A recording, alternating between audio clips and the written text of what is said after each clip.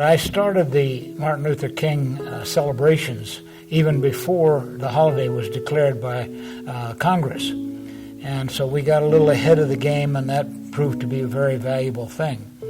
But my concept was basically based on two things about Martin Luther King Jr. One was his philosophy of nonviolent solutions to problems, local and worldwide.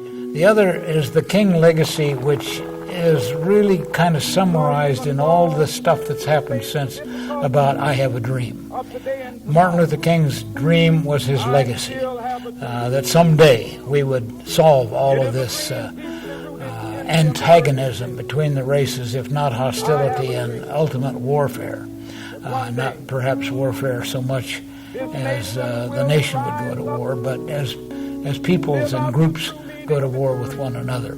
Well, I was able to inherit the original vision under my time at the chapel, but what was inherent in it was the value of the university and the community working together on reminding us what King's vision is all about. King was a religious figure, first and foremost. And I was dealing, as dean of the chapel, with every religion that was represented on the campus. We had some 18 different chaplains serving the university, and I was supposed to make them behave. But I wanted to create atmosphere where we could all join together in things and not be going down our separate roads all the time. So the vision of having everybody involved, no matter what their religious orientation, no matter what community they came from, to mix in the university setting was one of the great needs of the time. It's not so much a need today as it was then, and I'm very proud of the fact that we got that mixture going on a quite high level.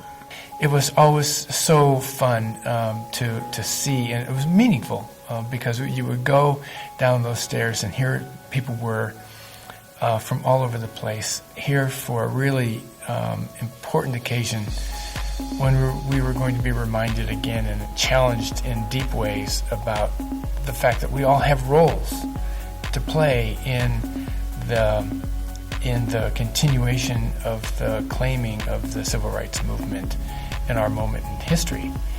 And so it was just fun to see people together around this event. Tom mentioned the impact of that vision when you walk through one of the upper doors of the Carrier Dome. It was a beautiful setting, and that made, I think, everybody feel that they were at an important event. The fact that something of this stature and something of this magnitude continues to be embraced by a university and a community in partnership is a significant gift to the world. The fact that people would come together because they have claimed in some way for themselves the meaning of this movement, and they've internalized it in a deep place within them, gives me a great sense of hope for the future.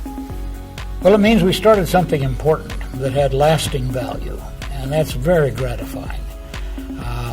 Into the third and fourth year, when we were just getting it all smoothed out and deciding what kind of speakers to bring in and how to manage the reservations and all, once we got that down pat, maybe the third or fourth year, it was a breeze to do. A lot of work, but we knew exactly how to do it.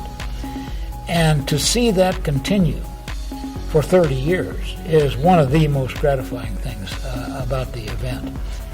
May that spirit continue for the next 30 plus years. And may